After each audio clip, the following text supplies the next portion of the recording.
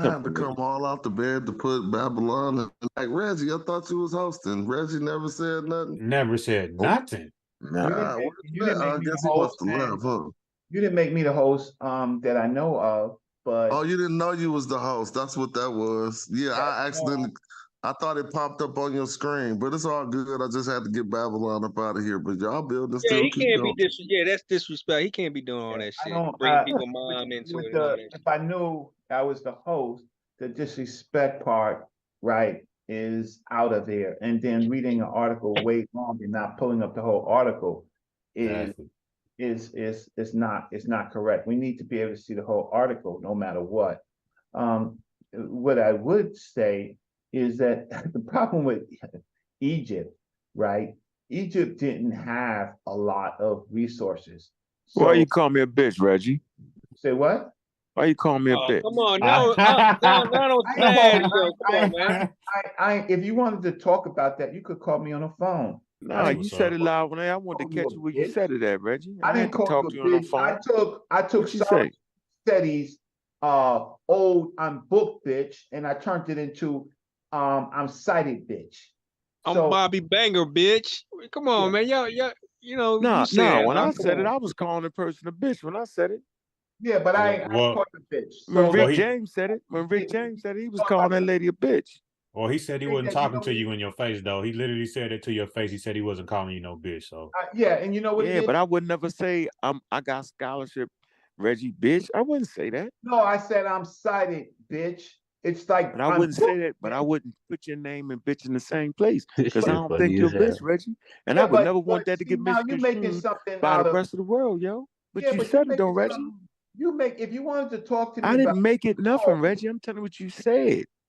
You was like, Reggie, you was talking just about me. apologize and say I Talking don't about think. me. okay, I You was talking about apologize. me. If you thank you. thought that I was calling you a bitch, right? I wasn't I calling you don't a think you bitch. was, Reggie. I I don't think. apologize. Hold I on, let him said handle that.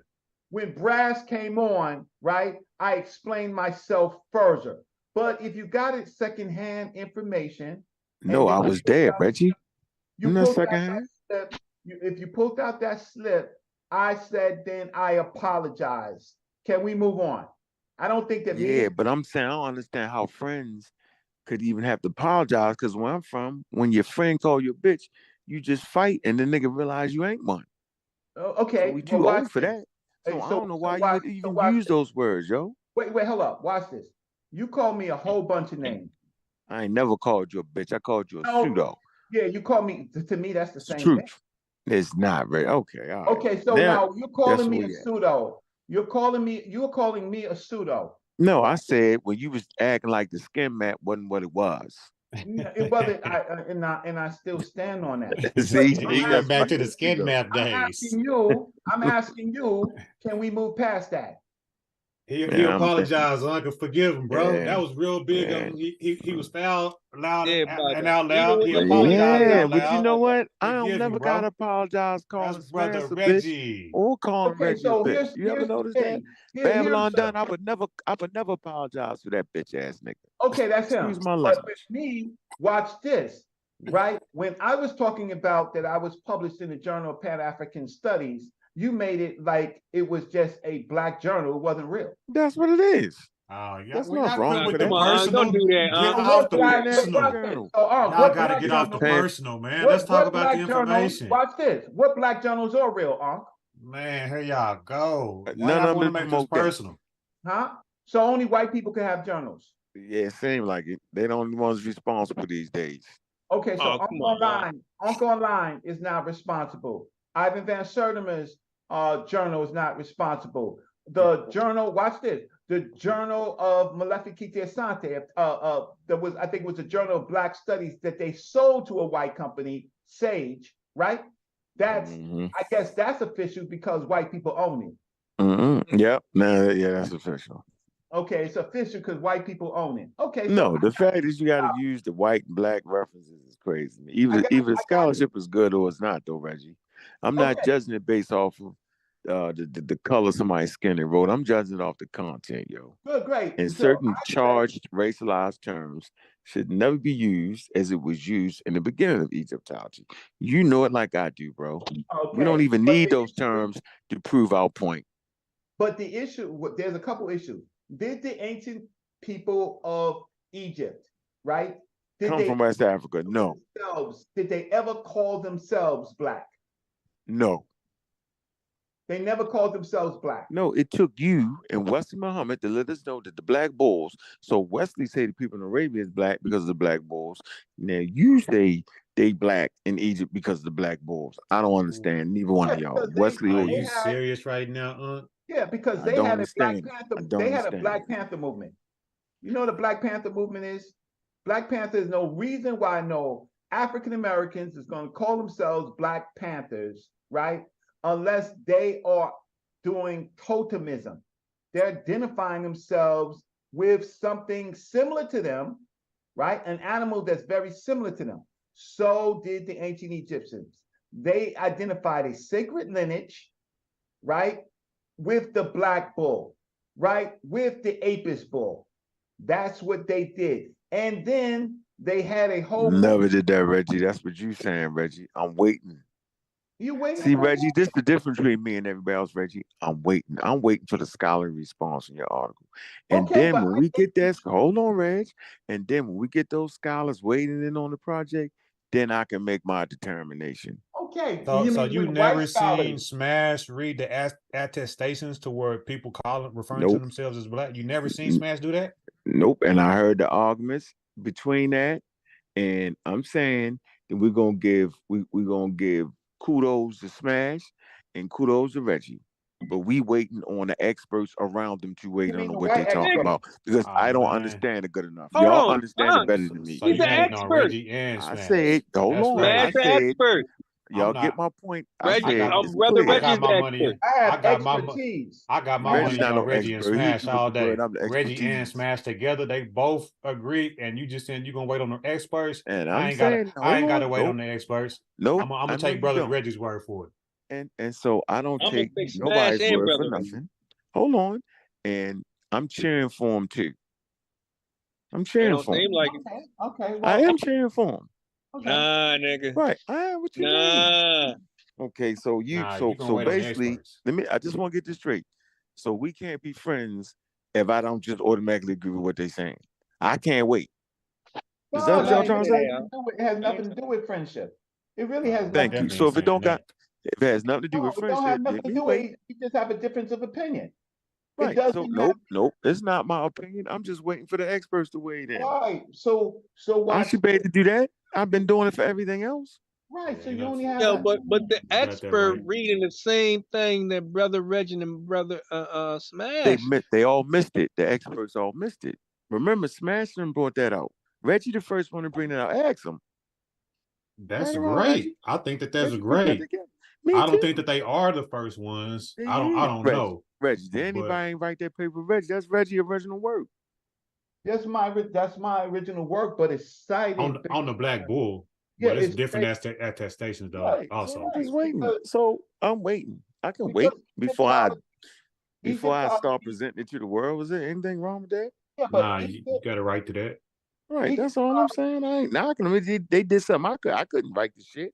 I couldn't do what Smash do and stand in front of you. I can't do that. I can't do what Reggie did. I'm not I acting mean, like I but it could. seemed like you kind of diminishing their competency though, I'm man. not. You be Nope, seeing these brothers work. You see these brothers nope. work. But they scholars and they don't give a fuck about what Unc say because they know Unc ain't saying nothing wrong. They Who ain't understand that. saying? Who's saying that? Who's not saying? Who's not saying? No, I don't think that you. I think that you I really. said you understand that I can wait until we get a scholarly consensus on that. There's nothing wrong with me doing that. I'm supposed to do that. Right, but in the meantime, in between time, if you have differences with, first of all, the real difference is you have a difference that I was accepted in a journal of Pan African Studies, which you don't believe is a valid journal. Yeah, that's just some hater shit right there. So the question is, I didn't say it was a bad. I didn't say it was. I said that was some hating I'm ass shit right disgusted. there. What I said was I'm disgusted. Hold on. I said I'm Nigga's a disgusted with the whole Pan professional African. hater. No, I'm not. I said yeah, I'm a professional hater on the Pan African shit now. Because they got everybody killed on the pandemic with that shit, and they keep playing. Okay, but that I ain't did say that. I'm disgusted. that ain't got I nothing can be to. disgusted. I can be disappointed. Come on, yo. But I'm all right. Why you were hating on Reggie's journal though? That's I'm just not hating on Reggie Jerry. Hold on. yes, you I don't. is. No, hold on. You know what due diligence? You ever play basketball, football? Yes, You yeah. You played basketball, right? and football, When they kept scoring referees, right? right? So when you up by 50, what do you do? Do the starters come out the fucking game or not? Yeah, they put the B team in. So what the fuck is Reggie them doing? They said they was indigenous Africans, yo. He said y'all the B side, bro. You gonna make He a said he ain't mistake, dealing yo. with you B side ass niggas. But watch this. Think about it. Wait, can I talk? That was Reggie gonna hilarious. make a mistake and break an ankle in there, yo. We already up, yo. We up, Fumble. Reggie. Fumble. It's yeah, you gonna fuck up something, Reggie, and get hurt and ain't gonna be able to play the next game. You up, get out the game, yo. Reggie, don't let him disrespect you like that, bro. I'm trying to extend the lead. because extend the lead. We up yeah, I'm trying to 50. extend the lead because now I'm drilling down. Oh wow! Like Diop did in UNESCO, he challenged them on what does Kemet mean. He challenged them, right? Oh, man, Response from the experts. So what do? I put my work in a journal, right?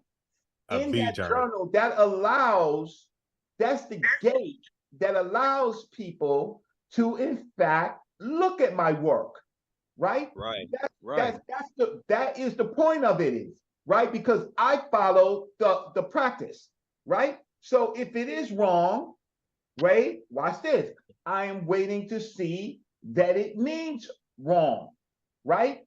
So if I put this up, share screen, since I'm the mod, right?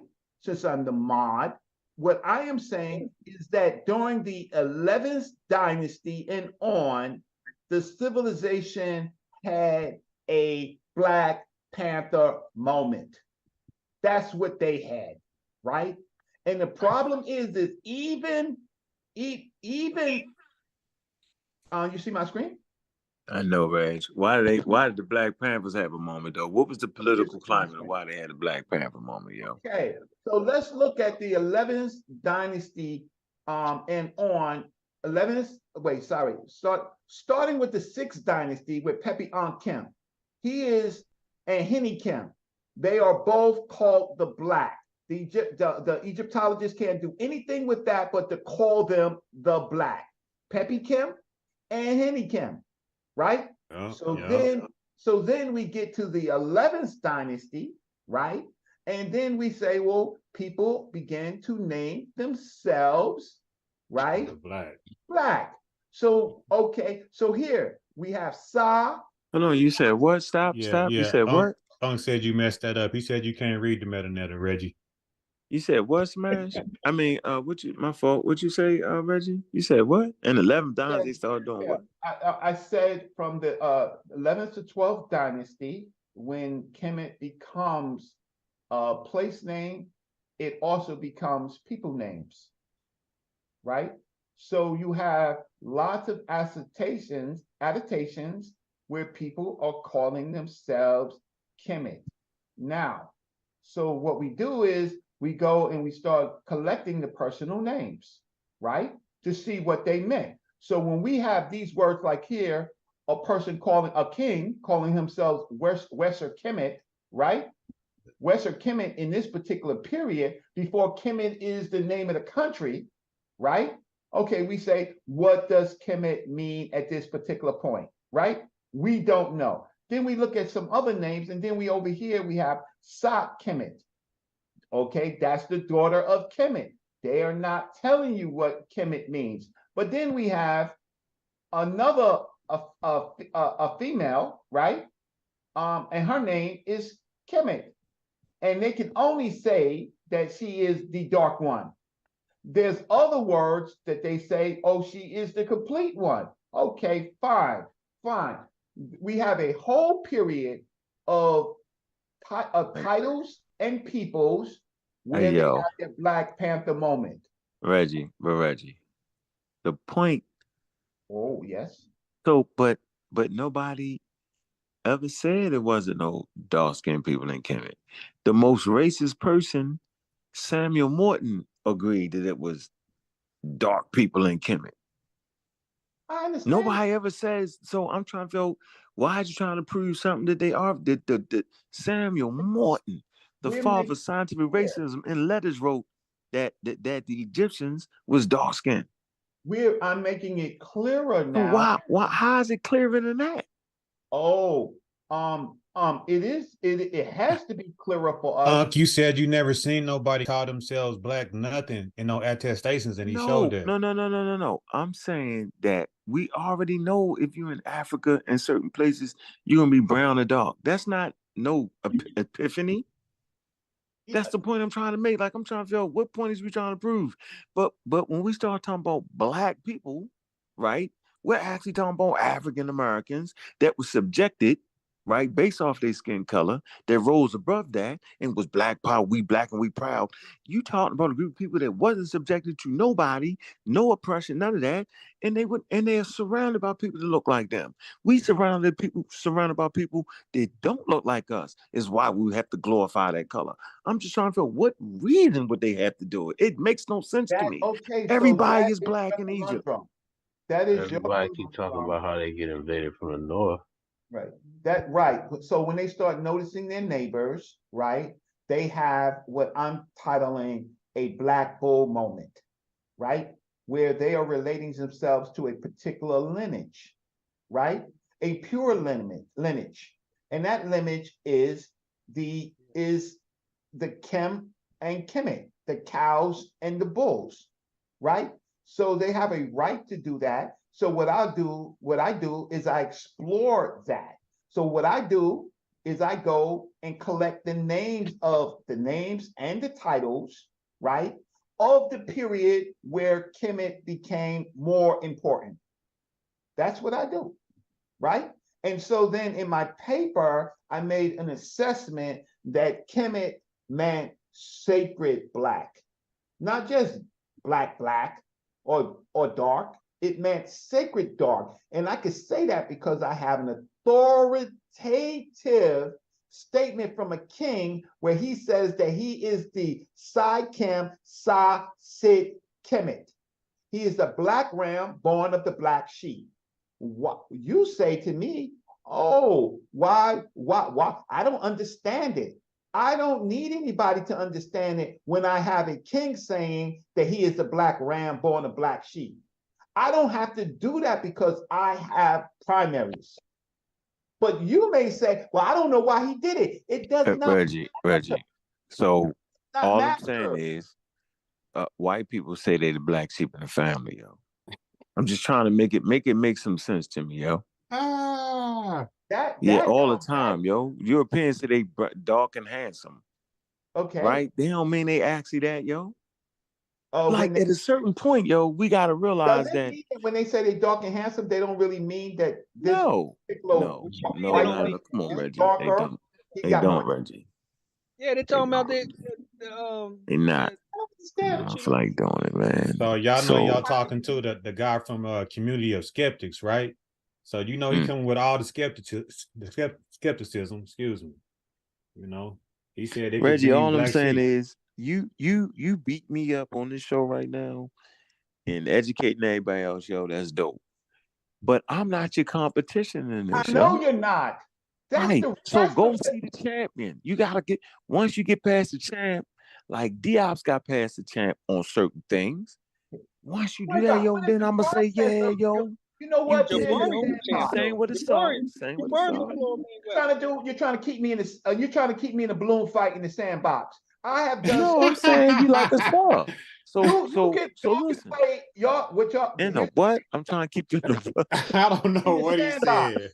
A balloon fight in the sandbox? That was some shit from the 30s. So when I'm on YouTube, when we on YouTube, we in the sandbox. We throwing water balloons at each other, right? Muddying up the water.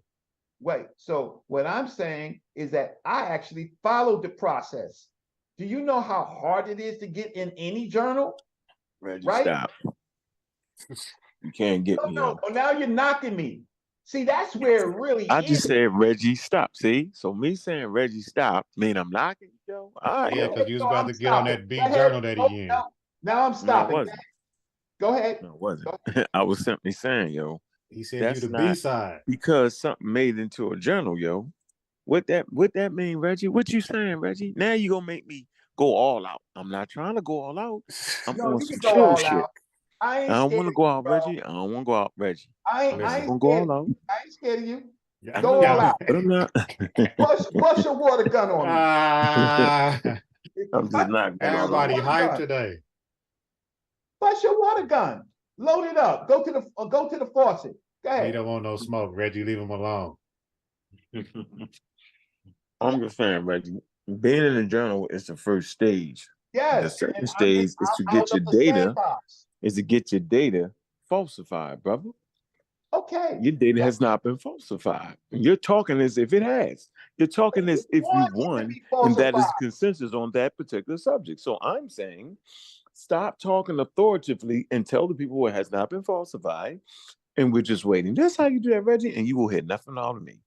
Oh no, but it shut takes up. time. You know, the first thing is to get out of the sandbox, the water balloon fight, right? The water gun fight. I have. Unlike everybody else, right? I actually submitted in a journal. What happened after I submitted in the journal? I have 2 citations. But you told me that, oh, they're obscure. So you said that they were obscure, right? And I could tell you right to your face, those citations are not obscure. They come from people in the university, and one of them is in a university training handbook for first-year students. A university. Do you want me to show it to you? Yeah. Because I'll show it to you. Yeah, show it to me, Reggie. What'd you say?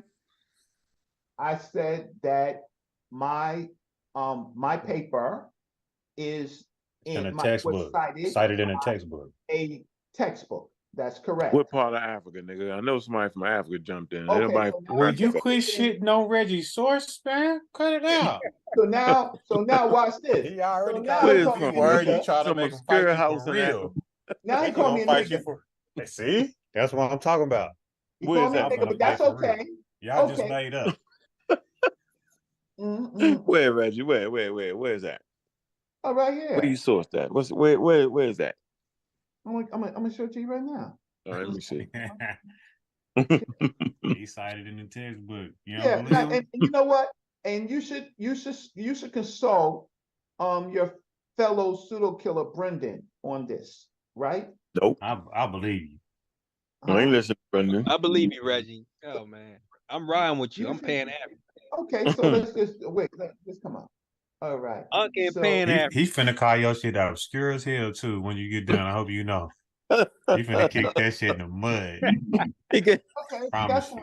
Okay, and this we got somebody all the way in the right western East Coast of Sudan somewhere. No, I got it. Yeah, I got it in South Africa. South Africa is obscure. South Africa, it's in South. I was joking, yo.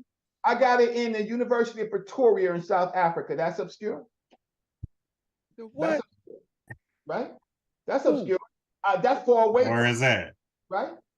Where is that? And he was doing what? And he used your source for what? What is he using your source for? I think that's in Asia. Yeah. Yeah, this is what it says. Over here, let me just blow it up for you since it's so obscure. Yeah, go ahead. Tell me what he's saying. Go ahead. Let me see what part he proved. Go ahead. Let me see you to mess that man paper up, yo. He don't even know. If you yo, he be like, no, you know what? You know what they say? Wait until they find out, Reggie, that it's you that they're citing. That's what they said, right? That's what my own people said. But let me just say, let me just read what they don't say that man signed the petition with Hawaii, yo. Yeah. What does that got to do with the tea in China? All right, let's read what he sourced you. It says, hold on.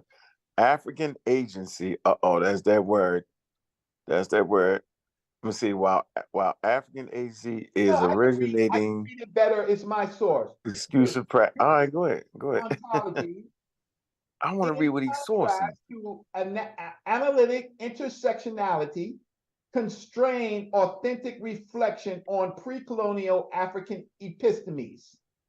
I know that's a lot of words, but it says European ontologies, how they think, in contrast to analytic intersectionality, right? What does that mean? Making real analysis on different places, constrained authentic reflection, they do it, the Europeans, on pre-colonial African epistemes. Instead, Eurocentrism appropriates Africa's contribution to the first epistemologies while marginalizing African agency in originating discursive practices, including systemic writing. Who do they cite? Mabry. That's what they got from my article. No, he said, oh, so that part right there. So right, you black out that man up. That's You don't fine. even know, yo. That's fine. Watch this. You got that man. Sure. This is in the International Journal of Research Publications and Reviews. I guess that's pseudo. Hey, Reggie, look. Wait, I'm not International finished. Journal of Research Prehistorical Publication Review. Intercontinental Africa India Proximity Series on Verdict Period Earth, homogenizing values amidst heterogeneous variables, Bond A. Spencer. Right? Now, what did the scholar say? He said, What? We read. He says verdict syncretism, that's the name of my article, and hieroglyphics, homogeneity, heterogeneity, Bonnet Spencer, right? That's the title of your article? The expression Bonnet Spencer is a widely used in several university departments of social science, with the most common English translation in the academic literature to mean good to think with, right?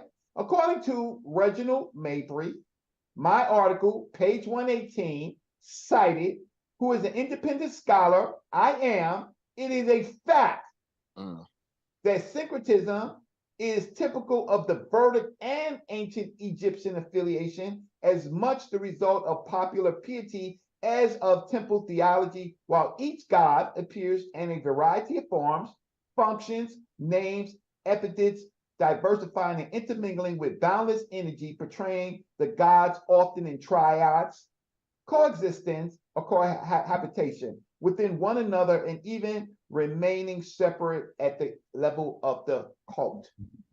If you read my article, that's what my article was talking about. In the context, now, did either of these articles? Reggie, you talking too fast now.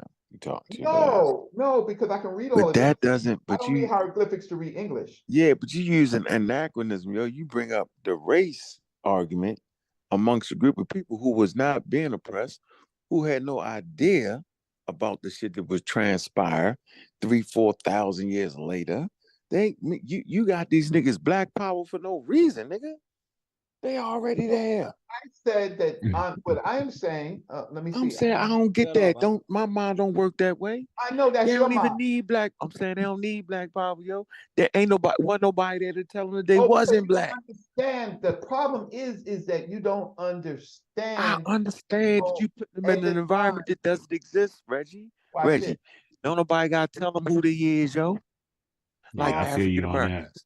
Yeah, they wasn't enslaved. They wasn't oppressed, bro. They didn't have a disability when it came to their skin color, or had a problem with their skin color. Their whole world was based off of them, and they ain't know nothing about that they was second-class citizens, bro. You putting a second-class citizen argument on them people, yo. I don't understand that, Reggie. Because you don't understand it, because that's Reggie, not so what why I'm would they have to doing. glorify being black, Reggie? Make it make sense to me. Right, I'm making it make sense. Why they already glorified? They already divine. Black is already divine. Okay, they don't gotta make it nothing. When you finish, I'll wait. Just tell me when you finish. Wait, because you just did a whole rendering, a whole reading. I'm telling you, yo, that environment that you're creating for indigenous African people, yo, is wild to me, Reg. They don't need to be none of that you saying. Why don't we they use don't some need technical to be words for nothing, yo? Why don't we just start using some technical words? I don't gotta use no technical words, Reggie. I'm saying that it's an anachronism to place. Wait, hold on. Race was created by your whatever, yo. You to trick us. I'm tricking you, but I am trying. You're trying to trick us. I don't even get a chance to trick you because you are. You pulled up the PowerPoint. You're minimizing. You're minimizing. You're minimizing. I'm saying that you're minimizing. No, I'm not minimizing your work. I'm saying you are minimizing indigenous Africans before they even came in contact with Europeans that would minimize their skin color. You're saying that they're fighting a fight to prove that they black and how powerful black is and all that. Before they run into racism, white supremacy. Fine. And I'm saying I don't understand that, Reggie. Okay. So I'm saying I'm not qualified to understand that argument. Let me help you understand. Instead of just I'm not gonna let you convince me. What you need is to get somebody to back you with that, other than me. a YouTube guy. That's what I'm saying. Make a believer out of me, but not through me. Find Okay, well, somebody check this out. Let me in talk to the some audience. real university Let me to talk to the critique your audience. paper. Can I please talk to the audience? We got your Yeah, point. talk to your audience. Talk to your Right. audience. Okay. To understand Africa, They don't talk to me. Africa, you need to understand totemism. Totemism was a belief system in ancient Egypt that held that individuals or clans had a spiritual relationship with certain plant animals or symbols. Do people disagree with that? I'm just asking. This belief system No, was he part don't. of a larger set of religious beliefs that included polytheism, animism, anthropomorphism, and fetishism. Anybody disagree with that? Every province of ancient Egypt had its own totem, whether it's a plant, animal, or symbol, which signifies the people's spiritual connection to that locale. Every Egyptian army marched into battle, divided into nomes, and each nome carried its own staff, flying its totem.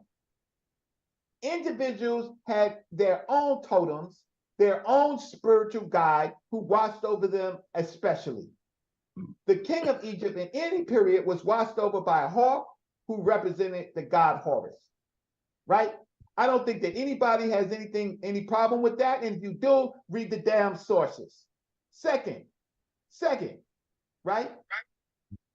So if we go and we start analyzing, right, the Medu Neter, right, we see that Kem is associated with when it's not associated with a city or town of community, right, like Kemoe, right, we see that Kem is also associated with the cow, right? See the cow? The black cow, black cow. You see this? Black cow. You see that? Right? Okay. This is what you call totemism. Why? How am I doing it? I'm doing it with references and citations. Right?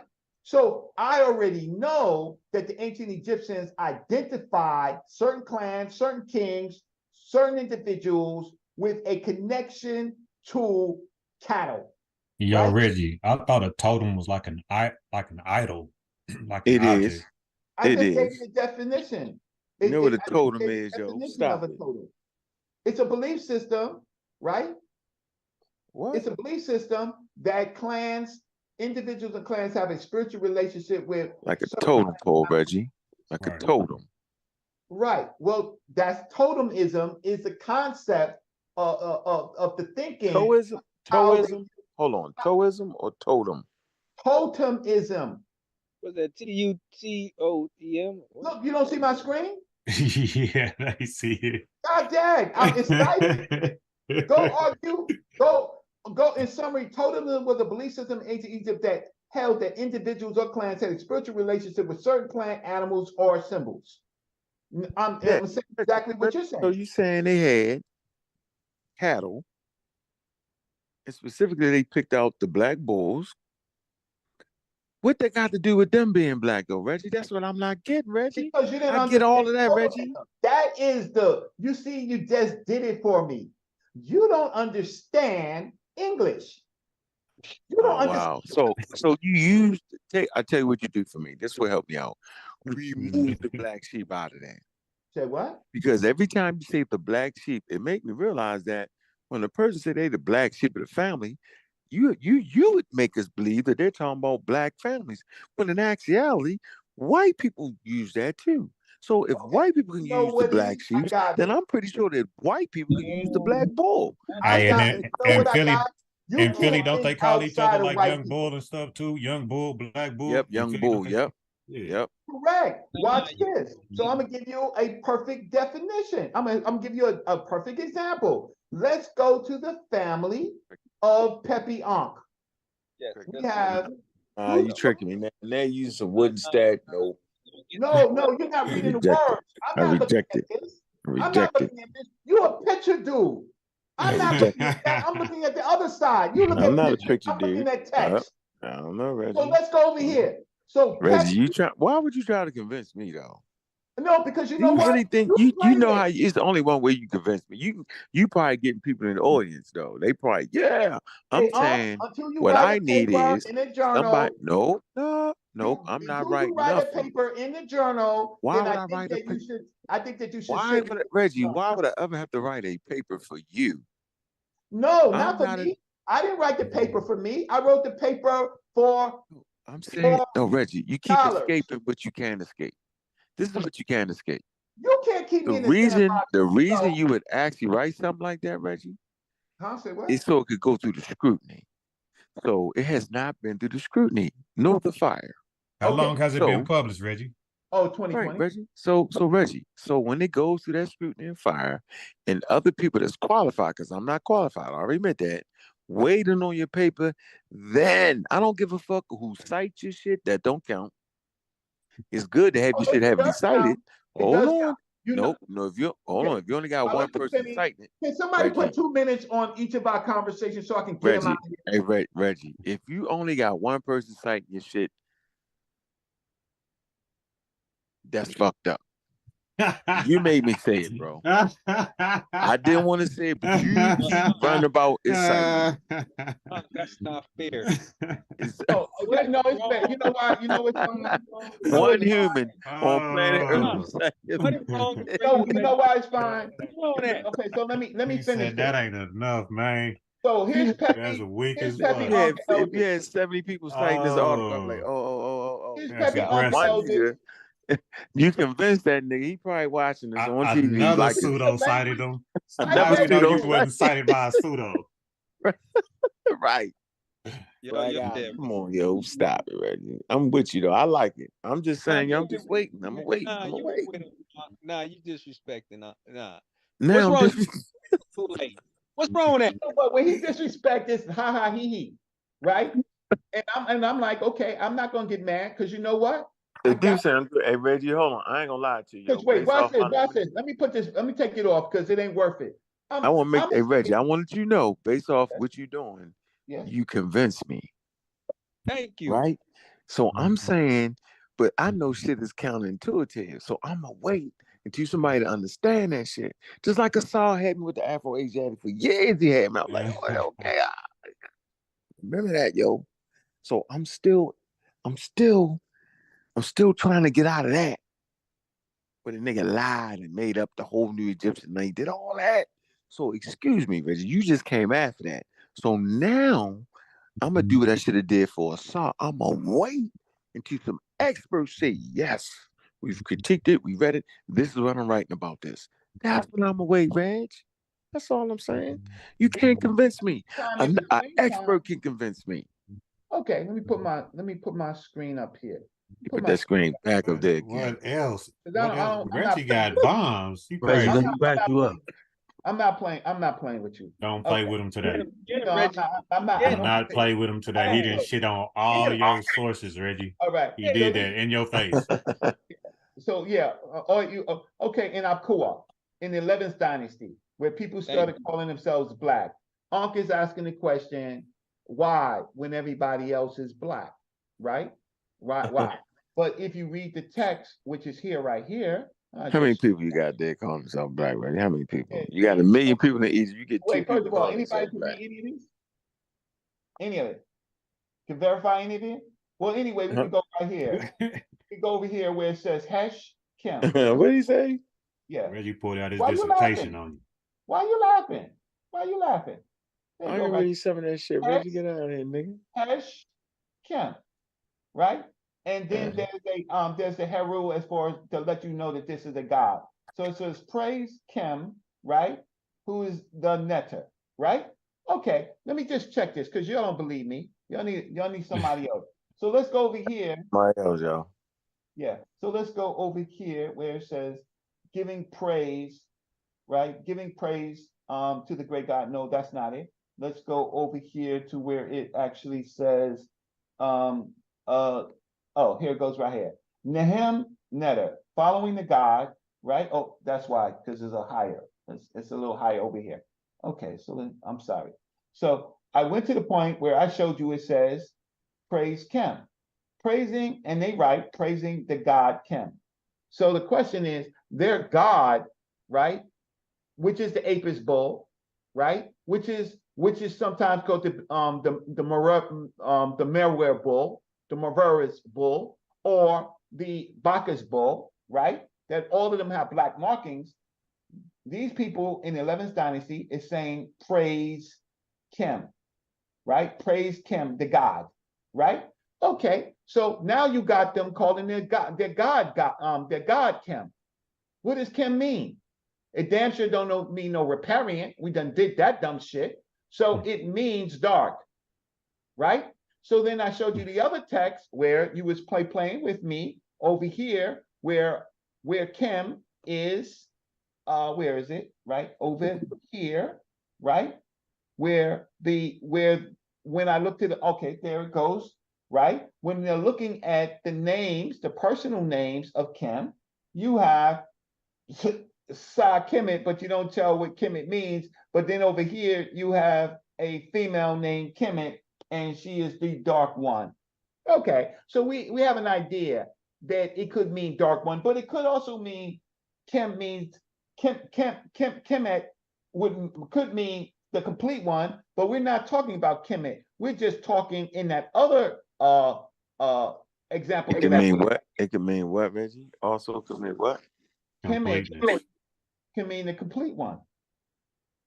Right. That's why when you talk about the perfect one, the black bulls are complete and perfect, yo. The motherfuckers is big and massive, nigga. They big bulls. That's why they're chosen. Right. Not because they black, nigga, because they. You see how you just proved my point? You see, they can. The fact is that they can call themselves the perfect one. They can call themselves the dark one. That's all. So you just saying they dark-skinned people, nigga. That's what you trying to tell me. I said. You trying to say the same thing that niggas. No. Hawau said they was dark-skinned. You ain't hear Hawau say. Let me ask you a question. If Hawau said they was dark-skinned, and he did, he said they was dark-skinned. He said the Upper Egyptians is dark-skinned. If everybody agrees that the Upper Egyptians is dark-skinned, especially when you get in the South, they super darker. What the hell is you fighting for? You saying you just confirm what they already said? Or you trying to make another point? You can't be trying to make a color. Hold on. You can't be trying to make a point. Reggie, let me make my point, Reggie. I'm thinking you trying to make another point that we're not getting. Because you're actually verifying what the racists said. They all agreed these niggas were dark skinned. They just said they were dark skinned white people. They never not said they was that. So I'm trying to figure out I'm helping you. You different than saying they dark. Why don't you clean out your ears? No, I'm asking you, Reggie. No, because are you trying to prove that tell their skin is dark? The skin map show you that them niggas is dark skin in the South. I don't want to talk about no skin map. What are you trying to do, Reggie? I'm trying to ask you, other than what everybody has already brought to the table, you bringing more information, you up 50 points, you saying the same thing they saying. Are you really saying something else different, Reggie? Are you trying to say that African Americans are Egyptians? If it's that what you saying, just get right to it, my nigga. A nigga. See, you can call me a nigga all day, right? You can call me a nigga all day, right? A nigga means ignorant. So what is okay, man, stop it. Reggie. What is you trying to make right now, yo? You pull up the presentation, you wrote the whole paper, everybody already say that the Upper Egyptians is dark skinned. Hawau's the one you hate the most, say they dark skinned. What more is you trying to everybody already said it? Watch this. What else are you trying to say, Reggie? This. When a person writes, they write what they say. So if you read my paper says what the Egyptologists say, that Kemet here means the sacred black. That's what it means. It means the sacred black. How do I know that? And that's what my paper is about. Not this stuff. So your paper is about saying that even Samuel Morton, the father of scientific racism, said, yo, they was dark skinned. That's not you. Does everybody understand that he is saying something different than what I'm saying? So what you saying? They sacred dark skin. You saying they sacred dark skin. That's what you add to the world. You will never get it. You will never get it. Reggie, why can't I get that, Reggie? Watch Man, this. why don't you ask around the panel? What is this nigga trying to No, get wait, on, wait. Reggie? Okay. Hold on, Reggie. You teaching. Hold on. You've been teaching this for like 10 straight days now. Why don't you ask the panel what the fuck they think you trying to say? Because I'm thinking you trying to say they dark skinned. Everybody already said that in academia. So I'm trying to feel what's the extra shit. Maybe everybody else get it. First, you got to read my paper. With due diligence, divine black people. It means What is you trying to say? Black. Divine black. Due diligence. Do you understand what Reggie's trying to do? I mean, I only from what I can discern on what he's saying, he's just saying that the Egyptians called themselves black, but I'm thinking you're right. He might be referencing the skin too, but I'm not sure. All I know is that he's just saying that in these attestations they call So themselves he ain't black. representing skin. So I thought because the bull is black in color and skin. No, see. So now, Reggie, you're not trying to you're say that they stopping me black from- like a you're bull. stopping You're not me trying to from- say they skin color is black like a bull, Reggie. No. You're not trying to say that. No. Okay. So let me. When you showed them 3 statues of Pepe and his family, and they was different colors, you wasn't trying to talk about their skin color, Reggie. I'm doing multiple things. I'm not just doing one thing. So why don't you stop? What's the 3 things you're doing? You know what you're trying Just to tell do? me. You're right. You know what this is like? Pass interference, right? It's not Reggie All because of now us no here, Reggie. and you're grabbing my you're grabbing my helmet. You're Reggie, grabbing I'm my not helmet Reggie. to Reggie, stop me I from just talking. want Reggie. You've been talking for 10 days straight now on the same thing. I want you to know that. Directly, No, Reggie, listen. I got the gist of what you're saying. So it boils down to this. Either you trying to say that the people in the Nile Valley was black people, meaning not just skin, but black people, like some African American black. You know what I'm saying, Reggie? No, Or I'm not doing that. Said, okay, so watch okay, this. so now, Now, okay, I'm so not thank you. doing Hold that. on, Reggie. No, So no, you're I'm not not. doing You don't that, have Reggie. to go further. They've I already answered the done it question. for I'm you, not Reggie. doing that.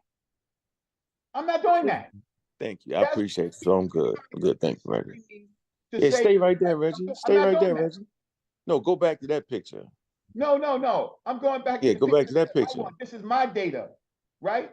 This is No, my Reggie, data. go back to that picture. You better not go back to that picture. Yeah, Yeah, right here. Stop. Yeah. Do you see that? Yeah, of course I see it. All right. So so there's only one group of motherfuckers on here that's gonna be divine black. It's the Kushite niggas. No, they not divine black. Oh, they not divine black. No, they not divine black. They black. See, that's the point that you missed. I'm glad that you said that. You see these people right here? Can you read this? I can read it for you. It says Kush. Fresh. You can read that? You see over here? You see over here? Yeah. You see the Wanet Seti? The Wanet Seti? Yeah. You see people over here, right? In the desert, the eastern desert. The Era. The hills. Right. Yeah. Good. They not to the ancient Egyptians. Utria. To the ancient Egyptians, they black, but they ain't sacred black. Okay. You get it? Black and skin color. Yeah, but they ain't sacred because the ancient Egyptians. So Reggie, it took you 10 minutes to say, really, my paper's about the sacred of blackness. We thinking you trying to prove that the population is black like us. Why this you whole time I thought you were trying to do that, Reggie. I apologize, Reggie. Why I didn't know you weren't trying to do that. Y'all actually thought, dude, Dylan, didn't you think he was trying to do that? No, that's because what it sounded like. Yeah, my fault, Reg. You know, y'all Hey, people Michael funny. Jackson. I thought the man was trying to prove they was like you know what black. you know what the thing is, ladies and gentlemen. I'm talking to a bunch of people who haven't read my paper, who've made up their own conclusions about what my paper is, and they haven't read the paper because it's in a black it's in a black journal. It's in the Journal of Pan-African Studies. Ladies and gentlemen. Wait, Michael Jackson. Come on, Michael Jackson. You tell the truth, yo. You thought before the day that this man was. I wrote on my ladies and gentlemen, I am really talking to a group of people who haven't read my paper, who's telling me what my paper says. But no, let me ask you this: what's the conclusion of the paper, Reggie? Like, what is the whole conclusion? Because that's what he keep asking you. Sacred. The color black is sacred. Does it have a conclusion, or is it just general information? obviously, have you? First of all, I don't. I'm talking due diligence. Yeah. Okay. You know what? When it comes to scholarship, right? People break rules. So why don't you do yourself a favor? Oh wow.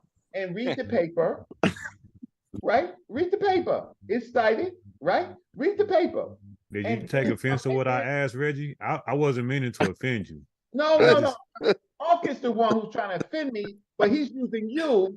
He's using you to do his dirty work. So watch this. If I write, we just trying to figure out what I he just wrote the asked paper him on. He the could give a brief conclusion. synopsis. Does it have an abstract? I'm on. I'm indoctrinated to Reggie whole thing, man. We Pan-African. I don't know what y'all talking about. I mess with Reggie, but why is that not a valid question? To what's the conclusion of his article? Okay. Well, we need to. Can we get it? We should at least get a summary in the paper. First, watch this. Listen, respectfully, the general conclusion of my article is that the Africans use syncretism, meaning that their concepts of God and deity, right, change, and by analyzing the changes, we can better understand what the word Kemet and Kemetiyu is.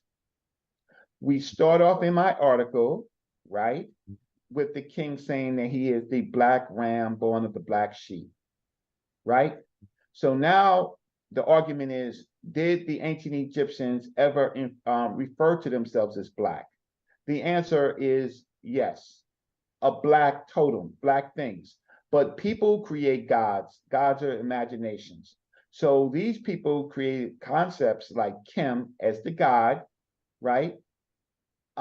In relationships to their divine selves. I don't got no issues with that. That sounds good to me. My paper is that the ancient Egyptians singled out, knowing their neighbors, which I just showed you some pictures of their neighbors, right? Different, right? Saying that those, even though that they're black, they're not the sacred black. The ancient Egyptians' kingship was based on the black that is sacred, not just black. Now, it has connotations to skin color, but it doesn't mean, watch this, it doesn't mean that they consider all people who were black divine. So let me ask you this though, in context, since you said like the God concept was changing, yes, and they was also referring to themselves as these guys. So do you think they literally looked at themselves as being God, or because you keep saying divine and sacred, but what about the God part?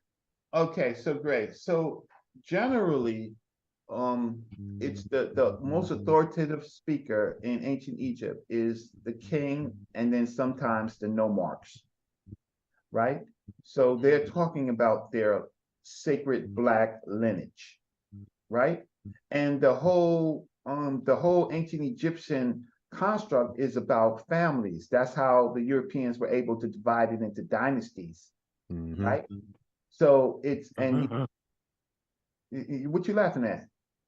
So you keep going, Reg. You cooking? Yeah, what you laughing at? I want to know what you laughing at. Reggie, you was cooking, bro. Don't let him throw you off, bro. You cooking? I can't Pan-African. He Pan-Science. I'm not. I'm just saying. I'm trying to figure out like you.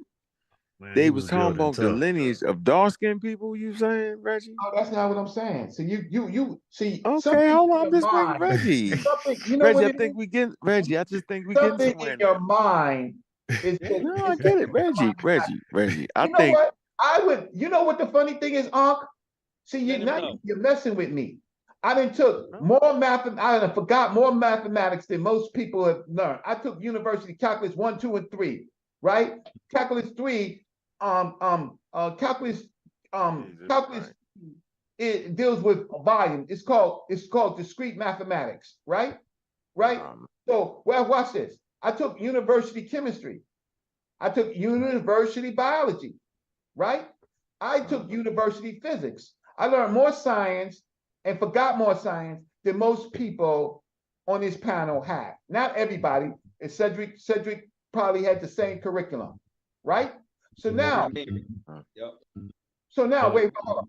So now I'm 58 years old.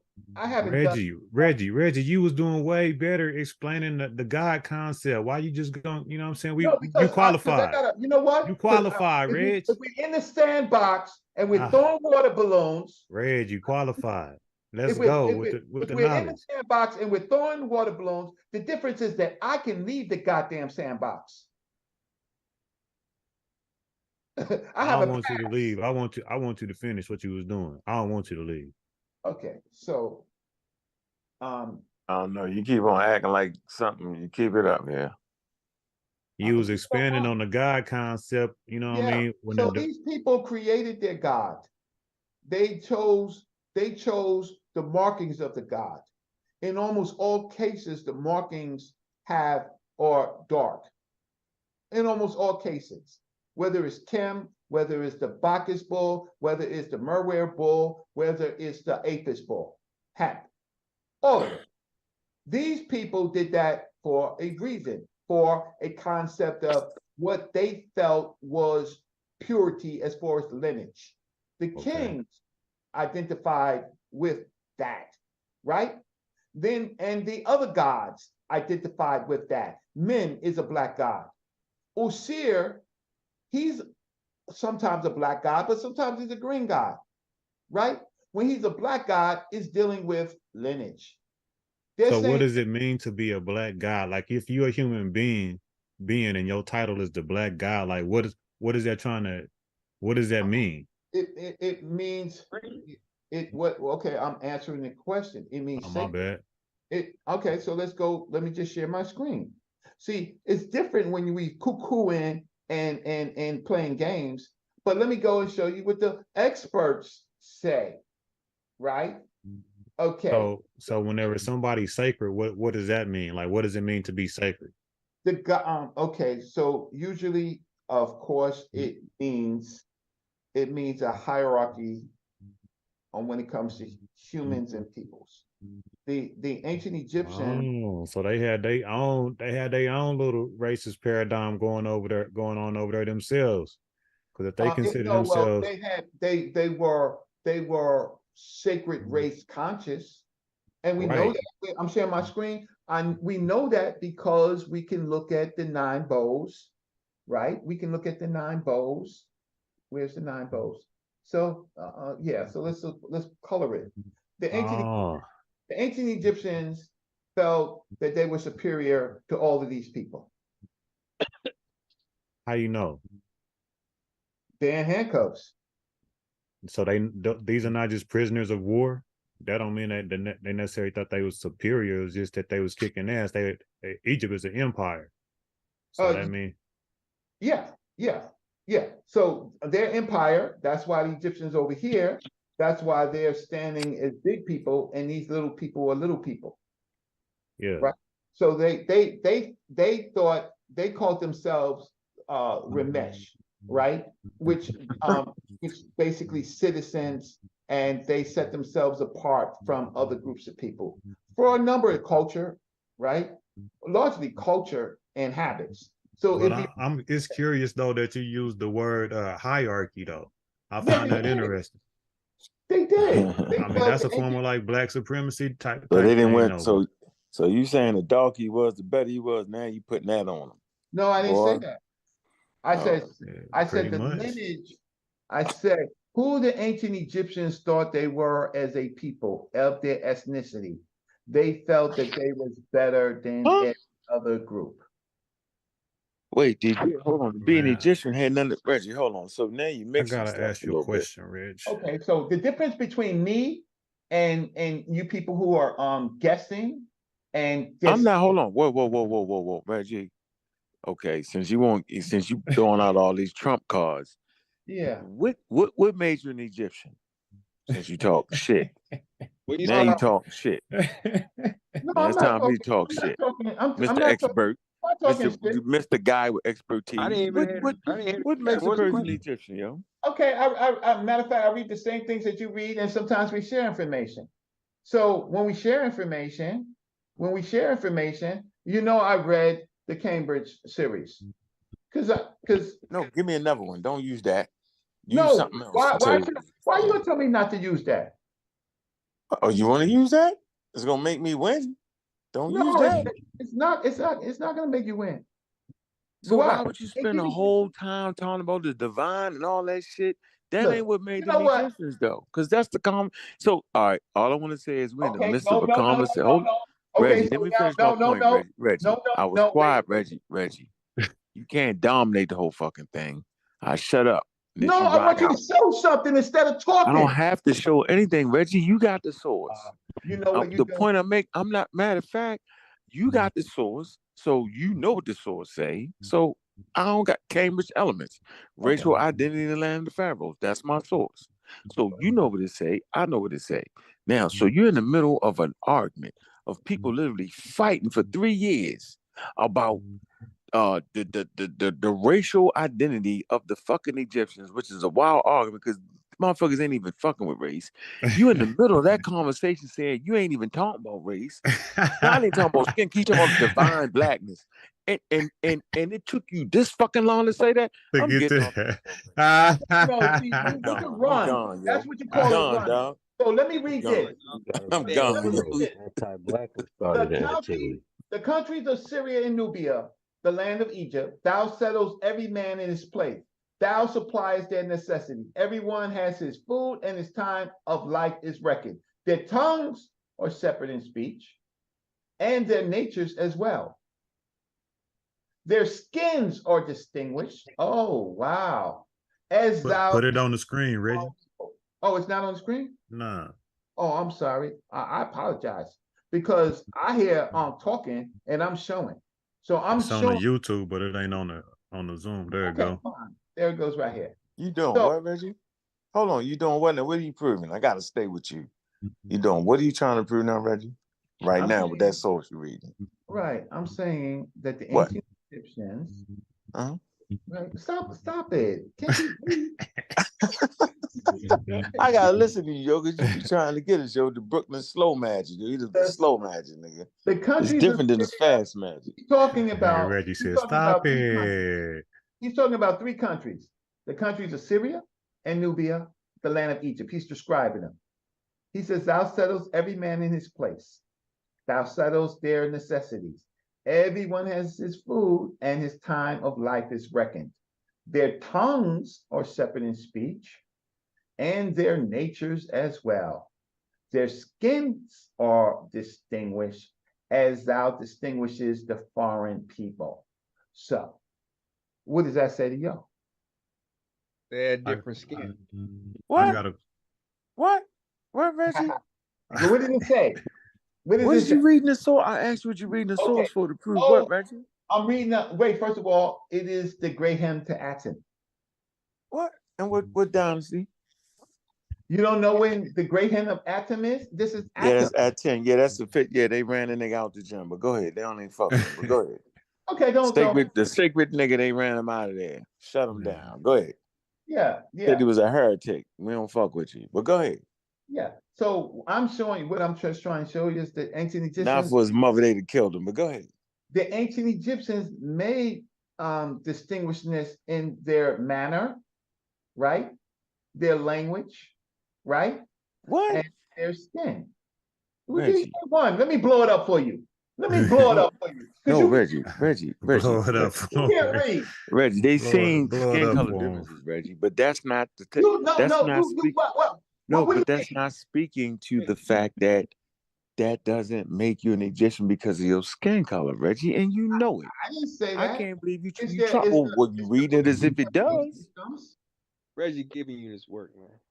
Yeah, I don't get it. I mean, let me ask you a question, Reg. Me myself, I just don't. Let me stop scaring my screen. Let me ask you a quick question. Sure. So have you read this book? It's called like Urugu, an African-centered critique of European cultural thought and behavior.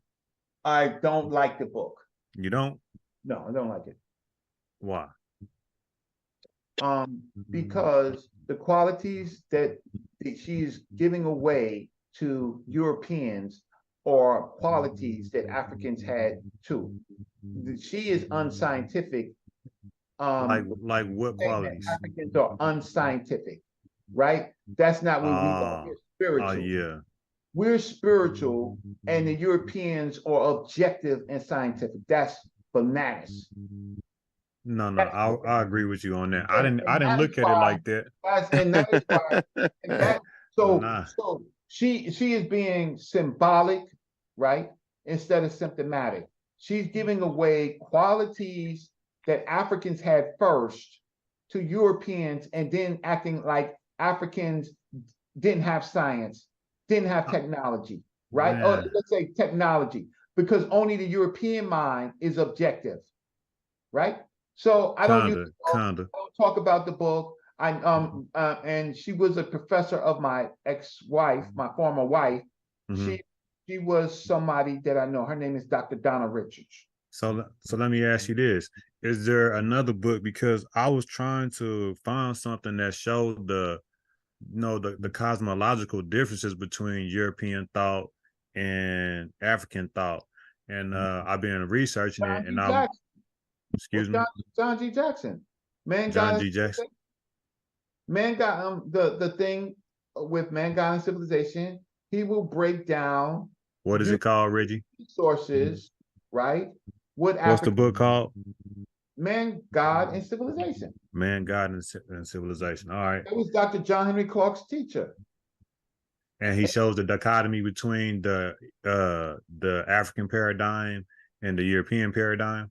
Okay, so what he does is, so John G. Jackson, all of them, they were in line with the top scholars of the time period. The top scholars in the time period was Fraser, was Fraser and the person who wrote the Golden Bough, right? The Golden Bough.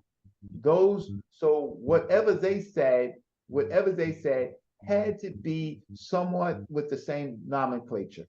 So what he did was he made sure when he addressed what Europeans believed about Africans, the best of them, right? Mm-hmm. That set them apart, what they believed in. So they believed in animism, plant exogamy, right? And ancestral worship. That's what set the Africans apart from the Europeans. The Europeans were Christian. They believed in spirituality. Spirituality means the life in Jesus Christ, or the life in Yahweh, the life in living a life in service to one God, right?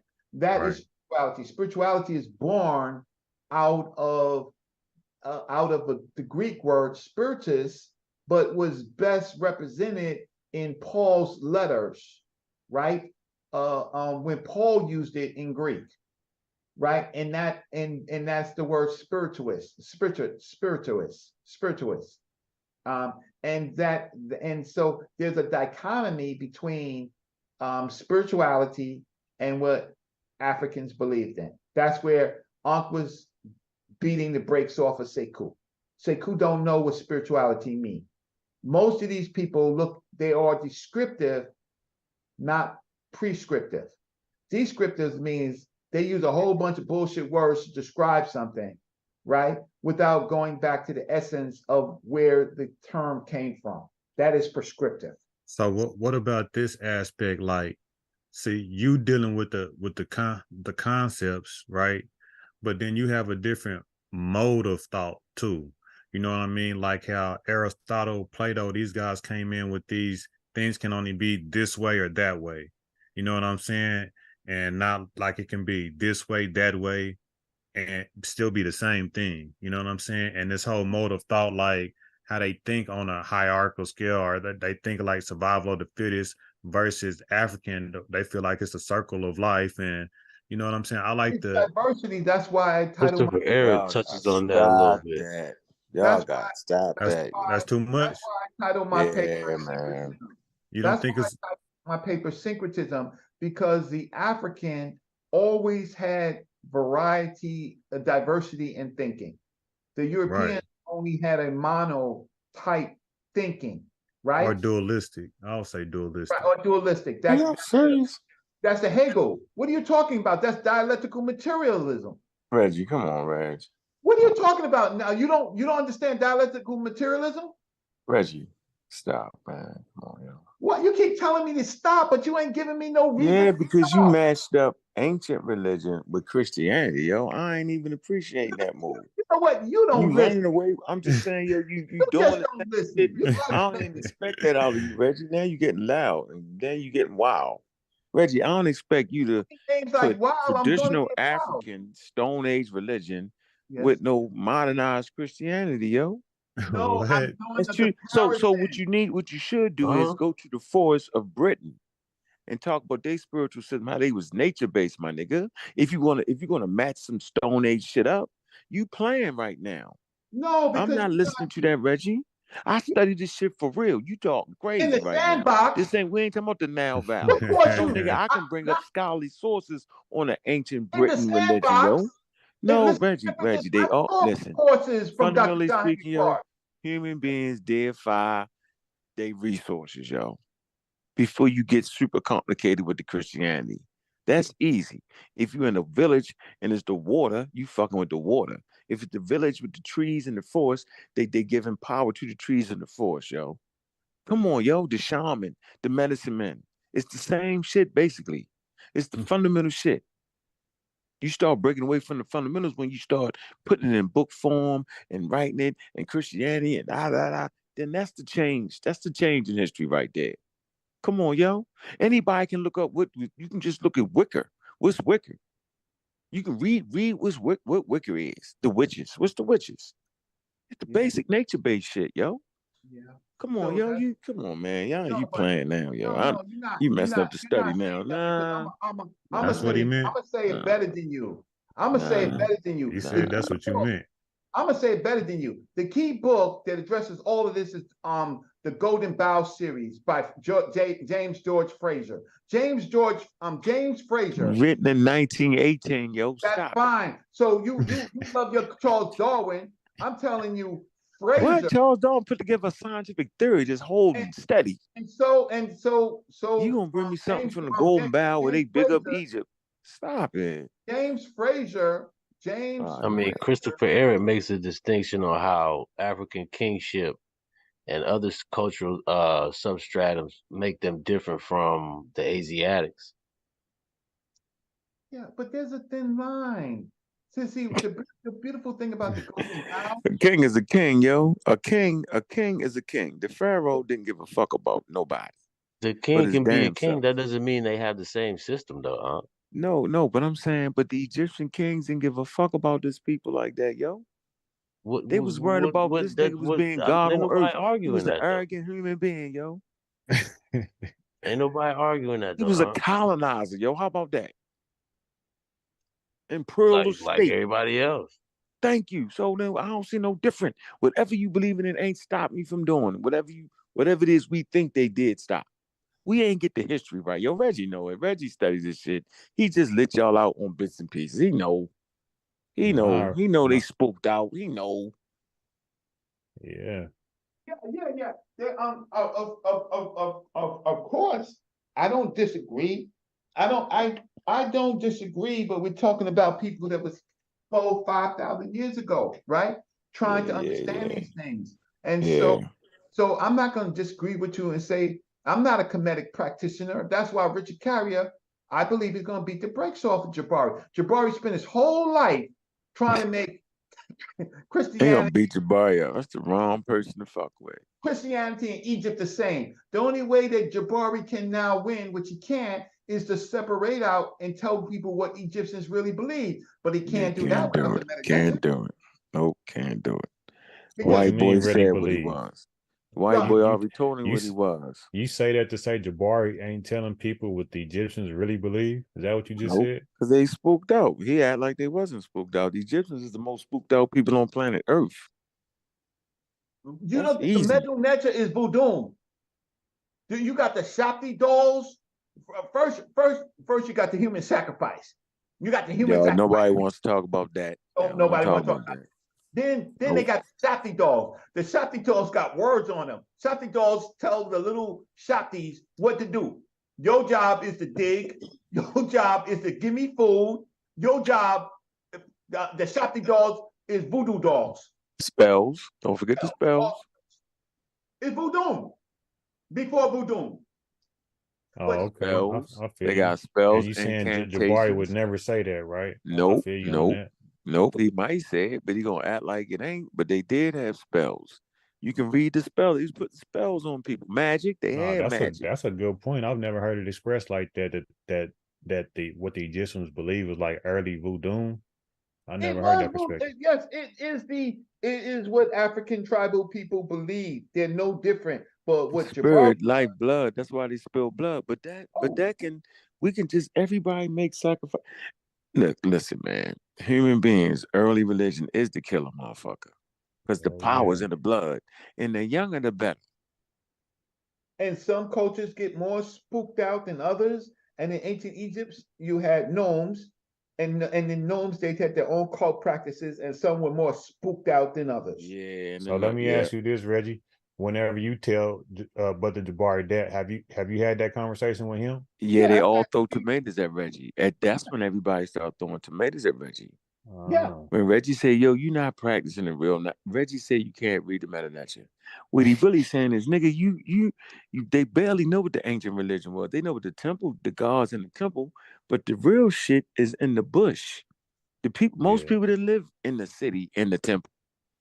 Most people lived away from we the got fucking that shit. though on the West African side though, for real. 100% right. And then they say, "Oh, I got a shrine to this and shrine to that."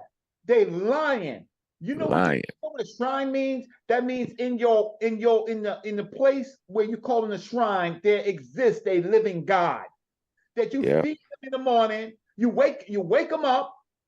You feed them in the morning. You wash them, right? And you dress them, right? And you speak to him all day. That's right? Africa right there. That's Africa. You might need to feed. You might need to feed the spirit's blood. You got to Is feed the blood. Jabari trying to represent that since he called his house a shrine? No, he's New Age. God? No, he's a New Age guy. He's a he New Age. He don't do the real shrine. shit. He got to show me a living God. He got to show me. Maybe he's trying to say it's him himself. Because but you do make a good point though. Whenever you call him out on being a Kemetic priest and can't read the hieroglyphics, man, I think you'd be hurting his soul with that though. Oh yeah, because he's had 30. They throw tomatoes at you. They say he can read it. 30 years to learn it. What is it?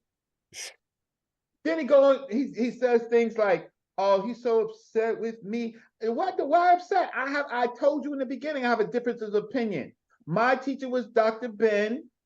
Your teacher was Heru Samaj. Heru Samaj. Hey Reggie, leaving out a part, Reggie. Huh? Say what? Leaving out a part. What? They don't like me because he an atheist. He hit me with that. That's why I don't like him, because he's a Kemetic priest and I'm an atheist. And you don't like him. I don't know why he think you don't like him. So this is the trick. Always say they don't like me when we say, yo, you making that shit up. Then son that'll protect them with the bombs and the Mayweather champ is here, all the hyperbole, all that, the whole 9 yards. It's ridiculous to me. I can show you the Harper's hymn where they laugh mad at that. Can I say this important?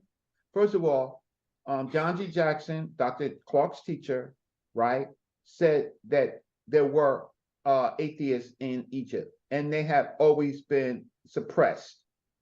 They have always been suppressed. They have always been there. They have the Song of the Harpers, and they have a pharaoh who's saying, "We've heard all the writings of Imhotep and and he said we heard." I'm gonna pull it up. I'm gonna find it, right? That's the shit you gave me. I couldn't use in the debate. I was running out of time. Yeah, he said they laughed at Imhotep, and they laughed at Osiris. They said Osiris can't help you from the dead.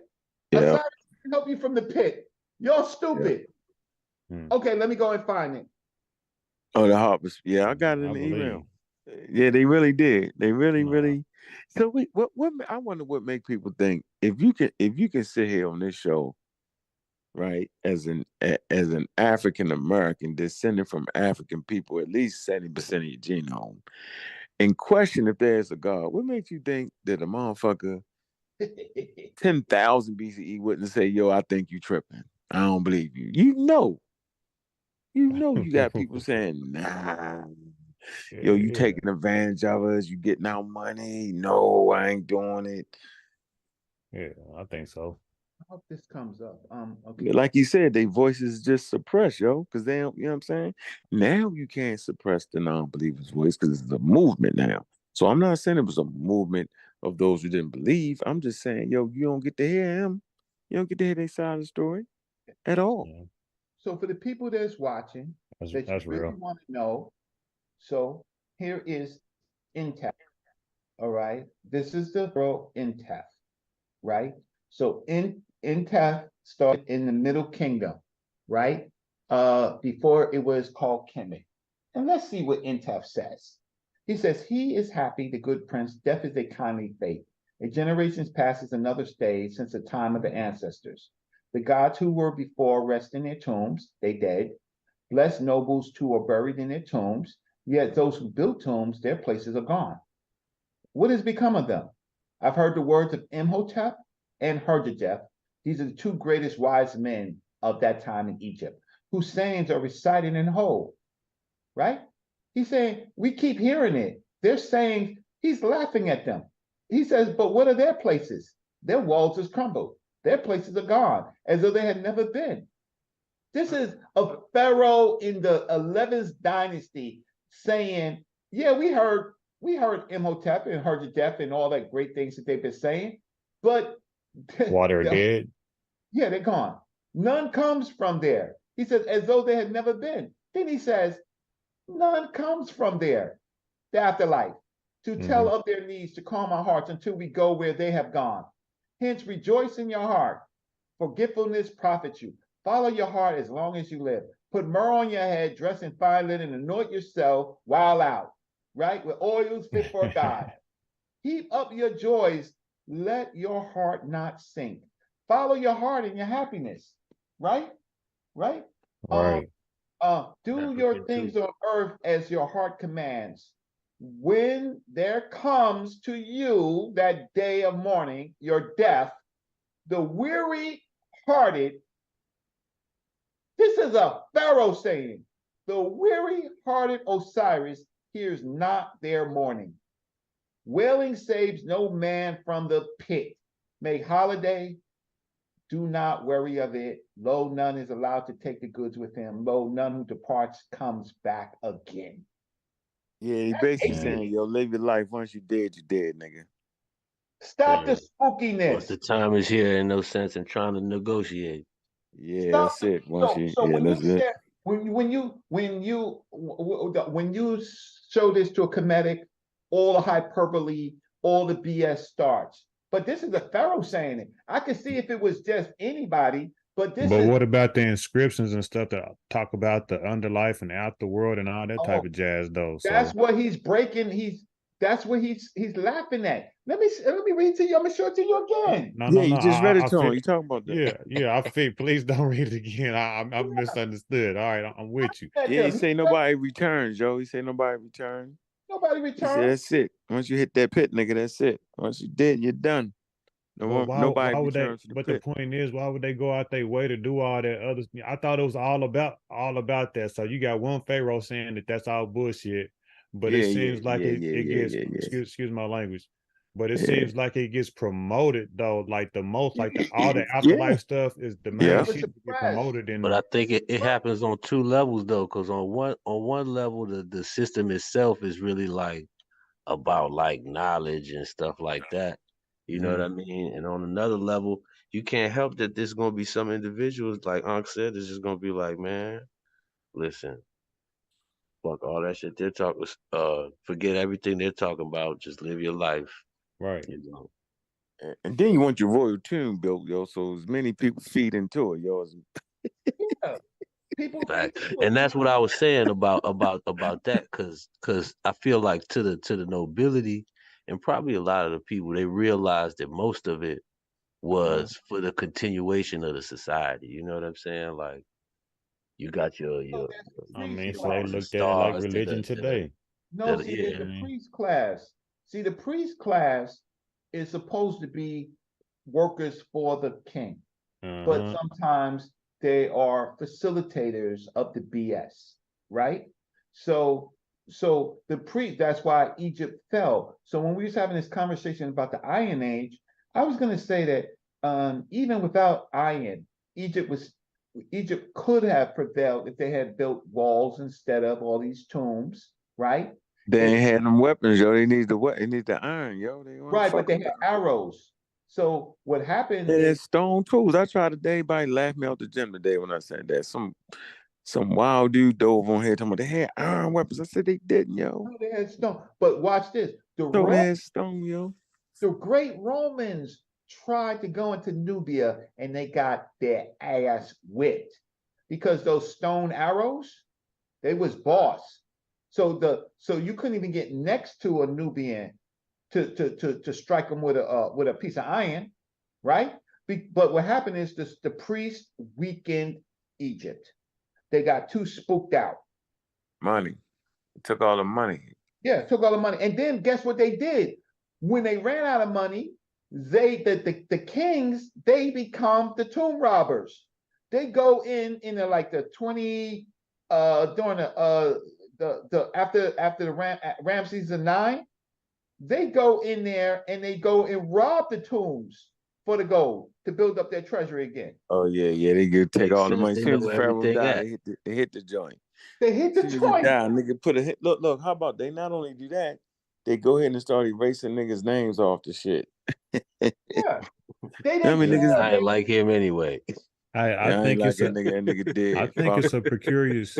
I think it's kind of precarious that point you made about priests and how they be playing these kind of weird roles, because even whenever you look like back in the day with like missionaries and priests, you know what I'm saying, and then you come to the present and you got how, you know, the feds sometimes be working with the priests to get over on the people. You know what I mean? How throughout history it seems like somebody's always using religion as a cover to do some, you know what I mean, do some damage to some people. But you're right, dude. Well, to play devil's advocate, control is real. I mean, look at back in the day, a lot of the people that we see on YouTube or maybe out in the streets, they used to go to the church, and the church used to occupy those people. They learned the craft of pimping. But I'm gonna tell you one thing. Right. What is his name? His name is I think of his name in a minute. He's a Nubian king. You know, he put to death his priest. These priests was trying to control him.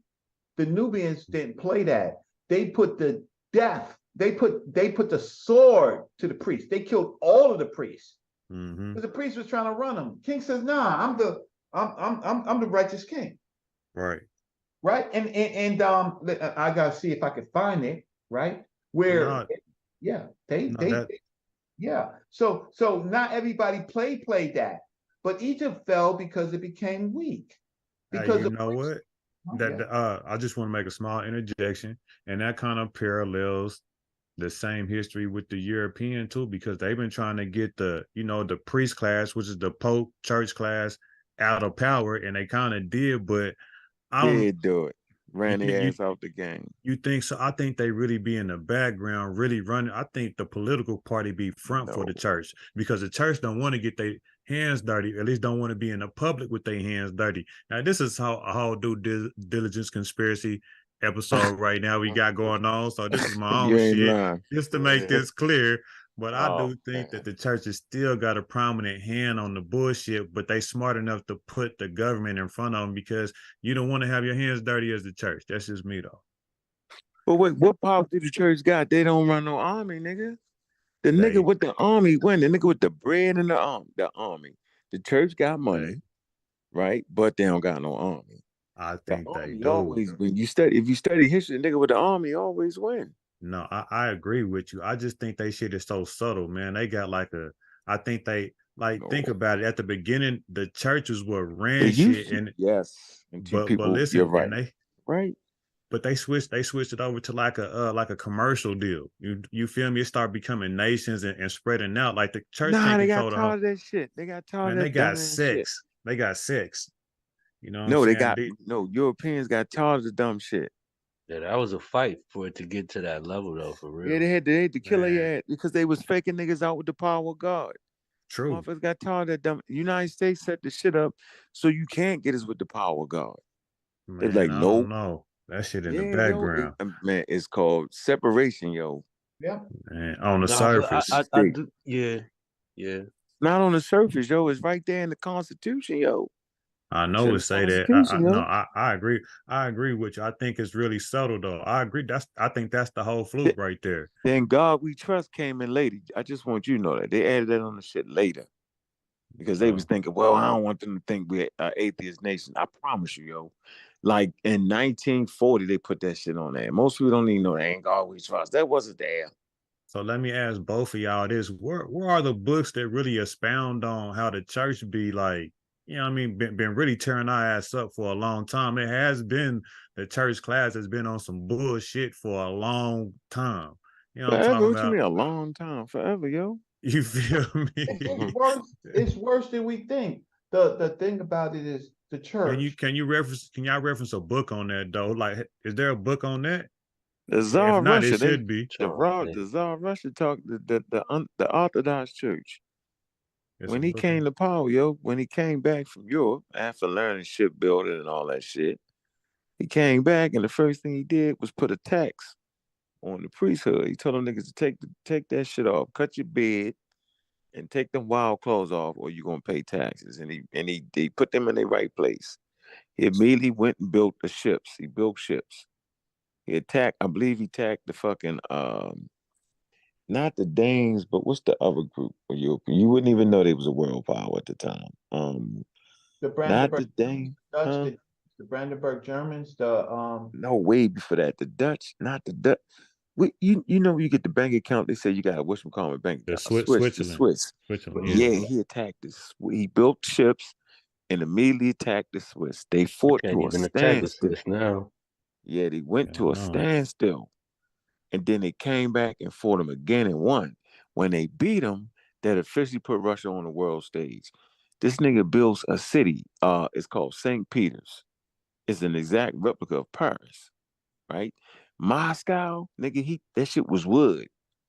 This nigga put a scientific thing in the middle of the city, right? You know, promoting science, right? And turned that shit to concrete. You feel me? Stone.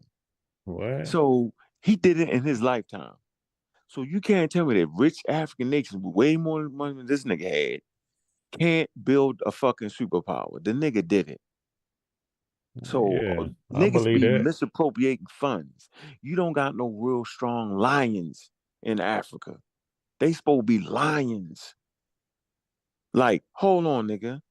Hold on. I'm gonna fuck with. I think I'm gonna pick United States. Bet. Make them niggas help build your infrastructure. Bet. Help them build your army. Bet. We're gonna be a democracy. Bet. And build that shit. That's how you do it. And when you get tired of them, nigga, I ain't fucking with you no more. Yeah. Would you want to fight? No, you don't, because you know I got the same shit. That's how you do it. All this shit they be talking about in the community is crazy. Pick a side, nigga. Pick Russia. Pick China. You just got to pick one. Can't be on the fence. Pick one, build your shit. Don't pick one and get rich. The elite, they be doing that. Hit us with the religion, they be doing that. So they right where they want to be at, yo. Ain't nobody stopping them from building another great nation. Ain't nobody stopping them. They doing just what they want to do, yo. So y'all, a lot of them African leaders, they so colonized. They look at the presidency like it's a regular job. It's a hustle. They look It's at a hustle, yo. And that's what I was just about to ask y'all. And that's what it sounds like. Y'all just saying that all of that shit is just a hustle. That religious shit is just it's a hustle, yo. It's But always see, that's why ideology is important. But when a group starts to put the ideology too strong, motherfuckers end up believing in shit too much. Yeah. That shit started going You crazy. stupid, yo. Yeah, y'all do believe it was sincere in the beginning though. Like whenever you go back, when you It's go back, always a like hustle. It's always a hustle. even like 10 BC, when you thinking about like It's a mother hustle. goddess and Really a stuff like hustle that. then, nigga. Really a hustle then. Yeah, Cut it out. it becomes a It's a culture. hustle. It's a culture, and then it becomes A cult. exploited because there's nothing. That's what ancient Egyptians was master of cults. Everything that But they it's did was cult religions, and Yeah, so everything is more religious place on the earth. yeah.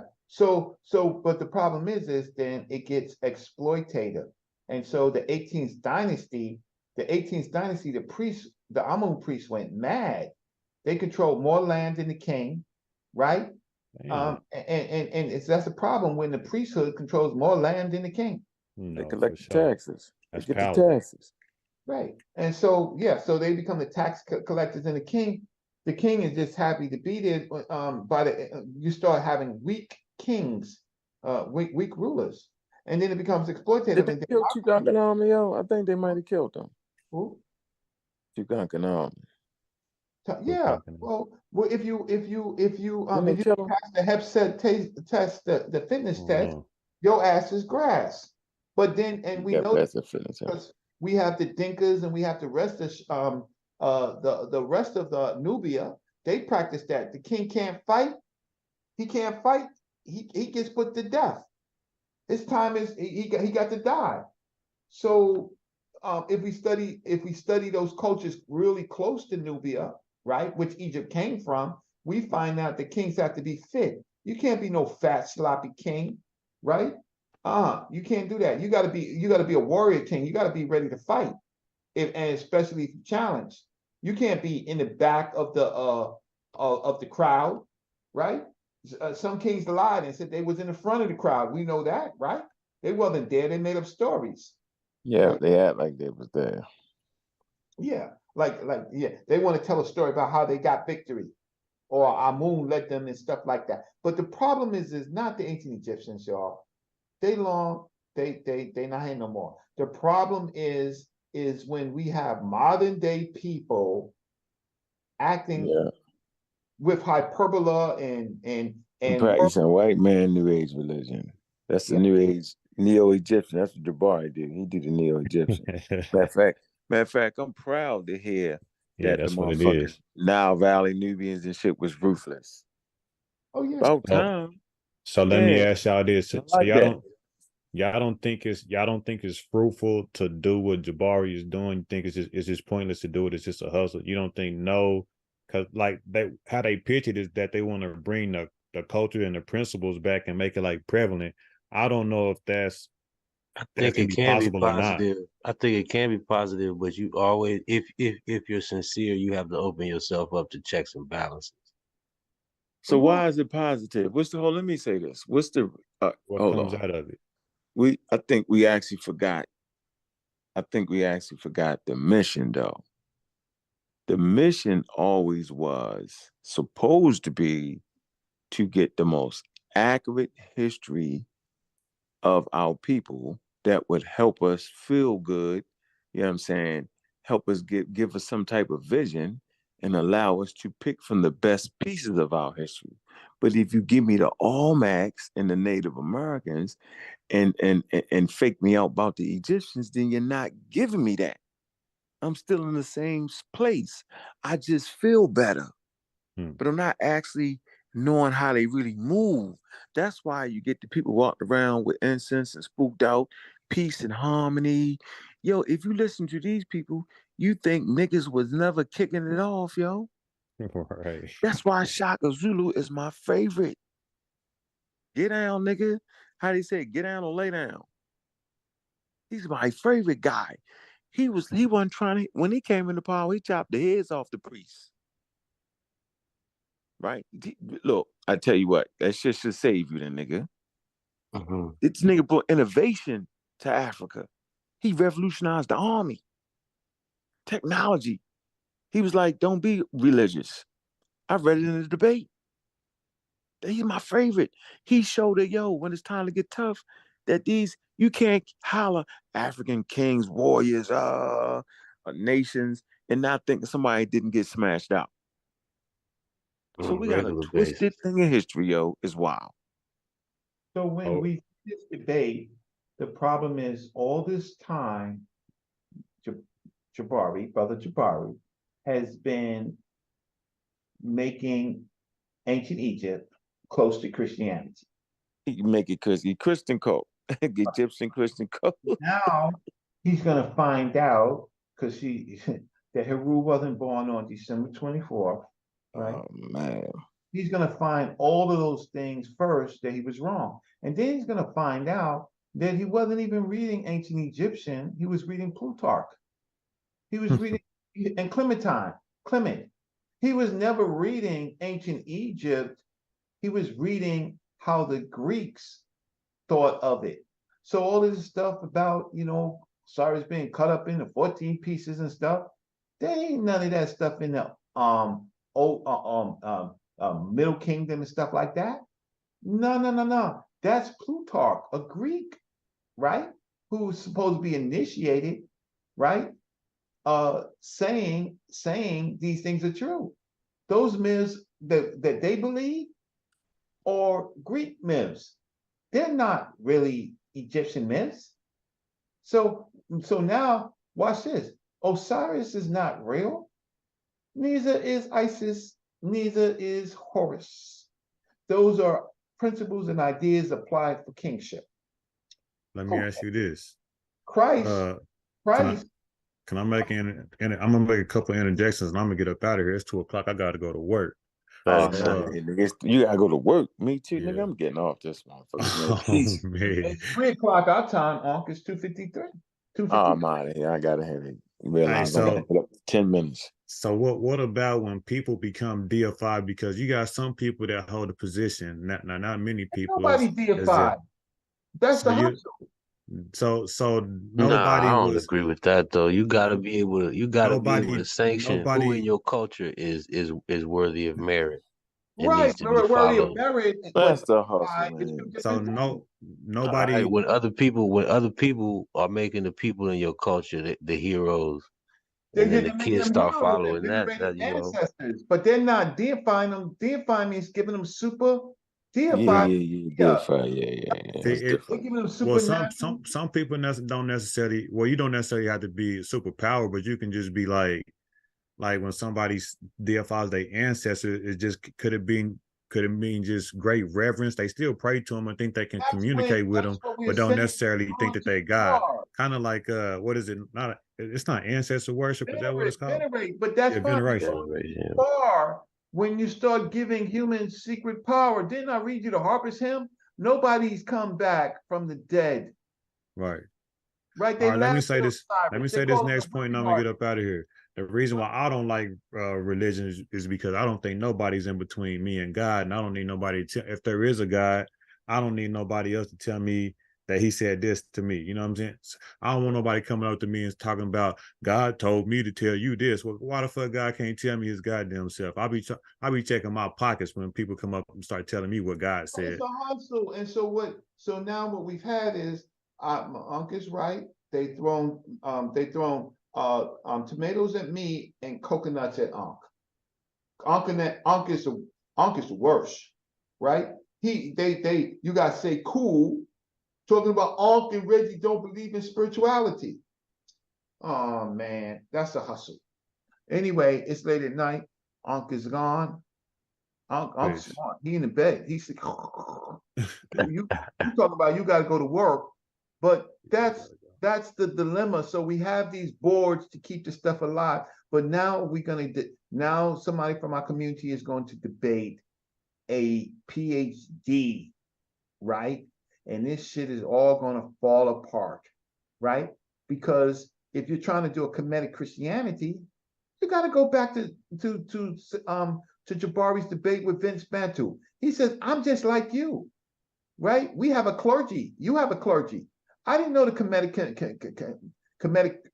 people had a clergy. They fashioned themselves. He's a priest. Right. Right? Sometimes he's a Hemnetcher, but he's a Kemetic high priest. Right? Yeah, that's what he say. Listen, I'm gonna just tell you, if y'all think that another man is closer to nature or God than you, right? Then you went for the hustle. For sure.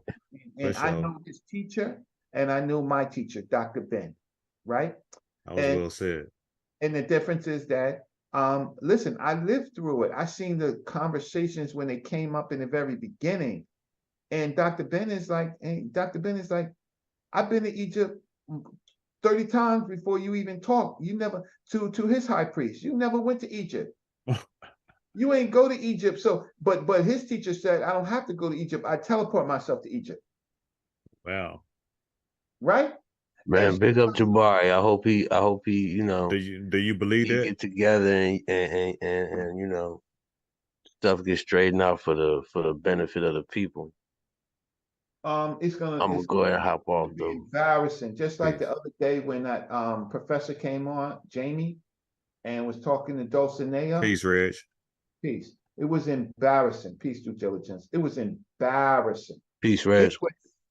All right, peace. So look, I'm gonna end the show. I am going to end the show. So good night, everybody. Let's see if I can end this correctly. How do I end this? Leave. No. I am the mod. So how do I do this?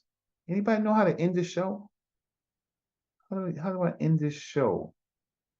How do I end this? Leave. I'm the mod. Okay. So leave. I don't know how to leave. Say mute.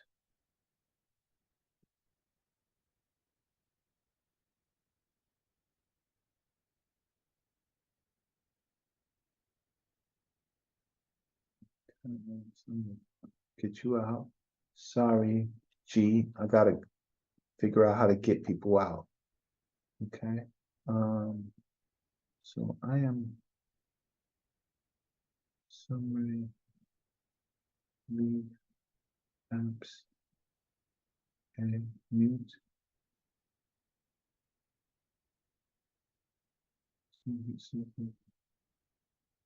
Jonathan means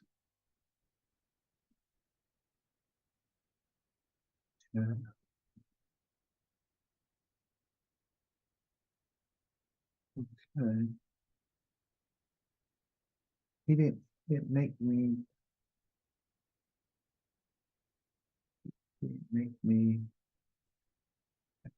apps, whiteboards, notes. Leave. Eating.